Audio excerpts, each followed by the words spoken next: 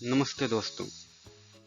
आज हम बात करेंगे सोलर पैनल्स के बारे में, जो एक तरफ से तो हमें लगता है कि फ्यूचर का बेस्ट सॉल्यूशन है, लेकिन सच ये है कि इसके कुछ ऐसे डिसएडवांटेजेस हैं जो आम तौर पर कोई नहीं बताता। तो चलिए एक एक करके हम जानते हैं कि वो डिसएडवांटेजेस कौन से हैं जो आपको सोलर पैनल्स लगाने से पहले ज़रूर समझने चाहिए। वैसे तो मैं इस वीडियो में केवल 7 डिसएडवांटेजेस पे बात करूंगा। अगर आपको और भी लगता है, अगर आप ऑलरेडी यूज कर रहे हैं सोलर सिस्टम, तो आप वो बता सकते हैं अ, और मुझे सजेशंस दे सकते हैं। ठीक है। तो जैसा कि सोलर पैनल्स जो इंडिया में अभी लग रहे हैं, तो इसको हमेशा क्लीन, ग्रीन और रिन्यूएबल एनर्जी के रूप में प्रमोट किया जाता है। ठीक है। सरकार ने सब्सिडीज भी दी, एडवर्टीजमेंट्स बनाई और लोगों को एनकरेज भी किया कि अपने घर पर सोलर पैनल्स लगाएं। और हाँ, बेनिफिट्स तो हैं ही। बिजली का बिल कम होता है, पोल्यूशन कम होता है, लेकिन एक साइड रियलिटी भी है जो आप जो जब तक आप सोलर लगाते नहीं तब तक समझ नहीं आती। तो आज मैं अपने रिसर्च और रियल लाइफ एग्जांपल्स के बेसिस पर आपको वो सारी छुपी हुई बातें बताऊंगा। तो ठीक है, बने रहिए वीडियो में अंत तक, और फिर जानेंगे। और आप अपने एक्सपीरियंसेस जो भी हैं वो भी आप मुझे शेयर कर सकते हो। ठीक है। तो सबसे पहला जो कि सोलर एनर्जी क्या है, कि इसको तो प्रमोट किया गया, जैसा मैंने अभी बताया कि गवर्नमेंट ने भी प्रमोट किया और भी इसको प्रमोट किया जाता है कि रिन्यूएबल एनर्जी है। ठीक है। बाकी इसके जो भी हिडन हिडन डाउन साइड्स हैं, जो कि लोग बहुत रेयरली बात करते हैं उसके बारे में। ठीक है। तो मैं वो अब बताने जा रहा हूँ आपको। तो ठीक है, let's discuss the disadvantages with the real life context. Okay. तो पहला डिसएडवांटेज जो है हमारा, वो ये आ जाता है कि हाई इनिशियल कॉस्ट। ठीक है। सबसे पहले ड्रॉबैक है इसका कि हाई इनिशियल कॉस्ट। देखिए, एक अच्छा सोलर पैनल सिस्टम लगाना चीप काम नहीं है। ठीक है, मतलब सस्ता नहीं है कि आप गए और मन किया और आप लेके आ गए, लगा लिए। ठीक। अगर आप एक एवरेज 3 किलोवाट का सेटअप लगाना चाहते हैं, जो एक घर के लिए काफ़ी होता है, ठीक है, तो इसका खर्चा 1.5 से 2 लाख तक आसानी से हो सकता है। ठीक है। गवर्नमेंट सब्सिडीज होती हैं, लेकिन उनका प्रोसेस स्लो और पेपर वर्क हैवी होता है, और ये पैसा एक ही बार देना पड़ता है, जो मिडिल क्लास फैमिलीज के लिए एक बड़ा डिसीजन बन जाता है। ठीक है। तो जो भी है, तो मैंने एक केस देखा जहां एक फैमिली ने कोटेशन देखा और तुरंत मना कर दिया, क्योंकि वो सोच रहे थे कि ये 50-60 हजार का काम होगा, लेकिन रियलिटी अलग थी। ये सीधे 1.5 से 2 लाख तक का खर्चा बन गया उनके लिए। ठीक है। तो पहला तो डिसएडवांटेज ये है कि हाई इनिशियल कॉस्ट, आपको सेटअप लगाने से पहले बहुत खर्चे करने की ज़रूरत पड़ेगी। ठीक है। दूसरा डिसएडवांटेज ये हो जाता है कि वेदर डिपेंडेंसी। ठीक है। दूसरा प्रॉब्लम ये है जो कि सोलर पैनल्स सिर्फ तब बिजली जनरेट करते हैं जब सनलाइट होती है, यू ऑल नो डैट। तो अगर आप मानसून वाले एरिया में रहते हैं, जैसे केरला या असम, तो 3-4 महीने आपका सिस्टम काफ़ी कम आउटपुट देता है। इवन यूपी में भी कई सारे स्टेट्स, और जो कि आपके यूपी में भी कई सारे सिटीज़ ऐसे हैं, या फिर बिहार में, जो कि बारिश में नहीं काम कर रहे इन दिनों में भी। ठीक है। तो काफ़ी कम आउटपुट हो जाता है सोलर पैनल्स का। मैंने एक केरला का घर का केस सुना, जो जहाँ पे जून से सितंबर तक उनको लगभग पूरे दिन, ठीक है, लगभग पूरे दिन ग्रिड इलेक्ट्रिसिटी पर ही चलाना पड़ता है, क्योंकि लगातार क्लाउड्स और बारिश थी। मतलब अगर सूरज नहीं निकला तो आपका सोलर सिस्टम बेकार, ठीक है, बैठ जाएगा वो बैटरी। तो even in my home as well, बारिश का मौसम है, तो जो कि ऑब्वियसली सूरज है नहीं, तो वो बैठ गया, और सुबह सुबह ही। ठीक है। तीसरा, स्पेस रिक्वायरमेंट। अगर आपने मान लीजिए सोच लिया कि चलो ठीक है लगा लेते हैं, आपने 1.5-2 लाख आप इन्वेस्ट करने के लिए रेडी हो गए, सब कुछ सही रहा, तो तीसरा जो कि डिसएडवांटेज है वो है स्पेस रिक्वायरमेंट की। ठीक है। तो ये ड्रॉबैक जो है स्पेस की वो है कि सोलर पैनल्स को लगाने के लिए आपके पास एक अच्छा खुला रूफ स्पेस होना चाहिए। ठीक है, जो शैडो फ्री हो, जहाँ पे धूप आसानी से पहुँच सके।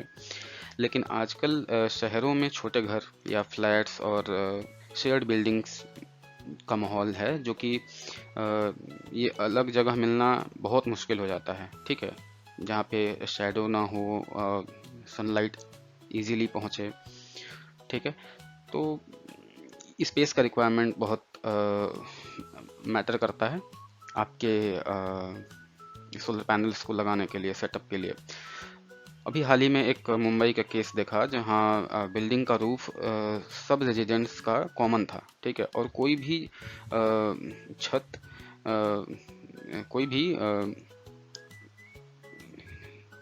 मतलब स्टोरेज के लिए फिर आप अपना यूज करते हो, पेड़ पौधे लगाने होते हैं, फिर आप अपने वाटर टैंक लगा लिया, तो फिर वो नहीं होती, मतलब स्पेस नहीं बची। और वो शेयर्ड बिल्डिंग थी चूंकि, तो कोई अपने छत पे लगाने के लिए परमिशन ही नहीं दे रहा था। तो आखिरकार परमिशन नहीं मिली और वो डिनाई हो गया। तो तीसरा जो कि सेटअप आपको अगर लगाने हैं तो स्पेस रिक्वायरमेंट उस वैसी होनी चाहिए। ठीक है। चौथा जो है मेंटेनेंस इश्यूज। ठीक है, तो चौथा प्रॉब्लम है मेंटेनेंस। आप सोलर पैनल लगा के भूल नहीं सकते। ठीक है, डस्ट, मिट्टी, यू नो बर्ड ड्रॉपिंग्स और पोल्यूशन पैनल का ग्लास को कवर कर देते हैं। ठीक है, जो भी पोल्यूशन होती है, मिट्टी, धूल, और बर्ड्स भी बहुत गंदगी करती हैं, तो वो बहुत गंदगी होती है और पोल्यूशन पैनल के ग्लास को क्या करते हैं, कवर कर देते हैं। तो उससे क्या होती है कि इफिशियंसी इसकी 20 से 30% तक गिर जाती है। ठीक है, स्पेशली अगर मैं बात करूँ दिल्ली जैसे पोल्यूटेड शहरों में। ठीक है, आपको महीने में 2 से 3 बार क्लीनिंग करनी पड़ सकती है। ठीक है, अब मैंने एक फ्रेंड का केस देखा है जहां उन्होंने 6 महीने पैनल साफ नहीं किया और उनका मंथली जनरेशन हाफ हो गया था। ठीक है, तो इट डिपेंड्स, आपको मेंटेन करना पड़ेगा, साफ सफाई करनी पड़ेगी। ठीक है, टाइम टू टाइम। तो हो सकता है कि आपको हर वीक साफ सफाई करानी पड़े इस पैनल की। आप लगा के सिंपली भूल नहीं सकते कि हाँ चलो ठीक है लग गया, अब तो बहुत ऐसे बिजली का बिल कम आएगा, ऐसा नहीं है। पांचवा, अगर डिसएडवांटेज की बात करूँ तो बैटरी स्टोरेज कॉस्ट। ठीक है, अगर आप चाहते हैं कि बिजली रेट को बिजली जो है वो रात को भी मिले, या फिर बिजली कट होने पर बैकअप हो, जैसे इन्वर्टर हमारे लिए प्रोवाइड करता है वो बैकअप, तो आपको बैटरी लगानी पड़ेगी। ठीक है, और बैटरी सस्ती नहीं होती, ऑलरेडी। एक अच्छी लिथियम बैटरी का अगर कॉस्ट मैं अगर बताऊं तो 50,000 से 1 लाख तक हो सकता है वो। ठीक है, तो ऊपर से बैटरी का लाइफ जो है वो 5 से 7 साल होता है। उसके बाद रिप्लेसमेंट का खर्चा अलग से आता है। ठीक है, तो राजस्थान में एक ऑफ ग्रिड सिस्टम का बजट अगर हो गया तो वो तो डबल हो गया फिर सिर्फ बैटरी की वजह से सिर्फ। ठीक है, एक फ्रेंड रहता है, अभी वो अपना केस बता रहा था कि बैटरी की वजह से सिर्फ सोलर पैनल का जो सेट था पूरा, उसका सेटअप का कॉस्ट जस्ट डबल हो गया। तो ये एक पांचवा डिसएडवांटेज है अभी के लिए। तो बैटरी कॉस्ट इसकी बहुत ज़्यादा आ जाती है। और अगर मैं छठे डिसएडवांटेज की बात करूं तो इफिशियंसी ड्रॉप हो जाती है ओवर टाइम। ठीक है, सोलर पैनल का जो परफॉर्मेंस होता है वो हर साल ये देखा गया है अमूमन कि 0.5% से 1% तक गिरता है। ठीक है, हर साल। तो इसका मतलब ये है कि 10-15 साल बाद आपको 20% तक कम आउटपुट मिलेगा। This is what the report is saying. तो गुजरात में एक अर्ली अडॉप्टर ने मुझे बताया कि पहले उनका जो बिल था वो 0 होता था, ठीक है, लेकिन 12 साल बाद उनका एफिशिएंसी 20 से 30% तक गिर गया, जिसकी वजह से 20 से 30% बिजली का बिल जो है उनका वापस आने लगा। और जब रीजन देखा गया तो इस वजह से कि उनके जो पैनल्स लगे हुए थे वो पुराने हो गए थे। तो ओवर द टाइम इसकी जो एफिशिएंसी है सोलर पैनल्स की वो ड्रॉप होती है, ठीक है। अब अगर मैं बात करूं अपने आखिरी डिसएडवांटेज की, तो ये आती है रिसाइकलिंग चैलेंजेस की, ठीक है। सोलर पैनल्स 20 से 25 साल बाद वेस्ट बन जाते हैं, ठीक।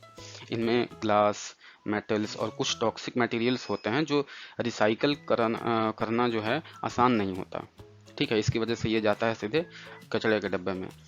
इट इज़ सेम लाइक कि आप स्कूल डेज में या फिर कॉलेज टाइम में आप अपने प्रैक्टिकल्स की फाइल्स लिखते थे बहुत घिस घिस के, एक रात में या फिर 2 रात में, और आप बस लेके गए टेबल पर रख के और फिर वो गई डस्टबिन में। तो हालांकि वो इतना जल्दी नहीं है कि आपने एक रात किया और लिखा और फिर वो अगले ही दिन साइड हो गया, उसको देखा भी नहीं गया। It is not like that. ये सिंपल मतलब 20-25 साल बाद की कहानी है, ठीक है। तो रिसाइकलिंग इसकी बहुत इजी नहीं है, ठीक है, बहुत हार्ड है, ठीक है। इंडिया में भी मतलब अगर मैं बात करूं तो प्रॉपर रिसाइकलिंग फैसिलिटीज़ काफ़ी कम है अभी हाल फिलहाल में। तो इसका मतलब फ्यूचर में ये जो है सोलर वेस्ट एक इन्वायरमेंट प्रॉब्लम भी बन सकता है, जो कि हम बार बार कहते हैं कि ग्रीन एनर्जी है, तो ये एक तरीके से इन्वायरमेंट के लिए प्रॉब्लम भी बन सकता है क्योंकि रिसाइकलिंग चैलेंजेस अभी भी हैं, ठीक है। Okay, so coming to the conclusion, और हम क्या इस पे बात करें तो एक क्लीन एनर्जी सोर्स है ये अनडाउटेडली, ठीक है, लेकिन परफेक्ट नहीं है। अगर आप लगाने का प्लान बना रहे हैं तो ये सारे पॉइंट्स ध्यान में रखिए। हर चीज़ का एक कॉस्ट और चैलेंज होता ही होता है। स्मार्ट प्लानिंग कीजिए, प्रॉपर कॉस्ट बेनिफिट एनालिसिस कीजिए और तभी अपना पैसा इन्वेस्ट कीजिए इसमें, ठीक है। बाकी हम मिलते हैं ऐसे ही इंफॉर्मेटिव वीडियो में। तब तक के लिए धन्यवाद। अगर आपको ये वीडियो बहुत अच्छी लगी हो, पसंद आई हो, तो आप शेयर करें, लाइक करें और चैनल को सब्सक्राइब करें। ऐसे ही इंफॉर्मेटिव वीडियो आपको अगले ही दिन या फिर कुछ ही देर में फिर मिल सकती है। तो अगर आप चाहते हैं, और आप अगर चाहते हैं, आपके मन में भी अगर कोई ऐसी इंफॉर्मेटिव टॉपिक्स हों जिन पे आप चाहते हो कि मैं ऐसी वीडियोस बनाऊं या फिर इंफॉर्मेशन दूं, तो आप मुझे कमेंट सेक्शन में प्लीज़ बताएं। अब तक के लिए धन्यवाद। Thank you.